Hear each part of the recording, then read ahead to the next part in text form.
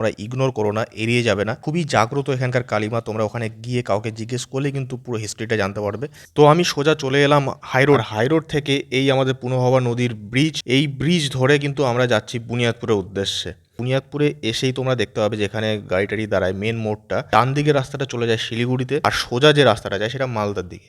তো আমরা যাব মালদার দিকে। একদম সরাইহাট ক্রস করে চলে আসবে, চকসাদুল্লা বলে একটা জায়গা আছে সেটাও ক্রস করে চলে আসবে, একদম মেন রোড বরাবর। তারপরে তোমরা ধুমসাদিঘি বলে একটা জায়গা আছে, সেখান থেকে তোমাদেরকে নিতে হবে রাইট টার্ন।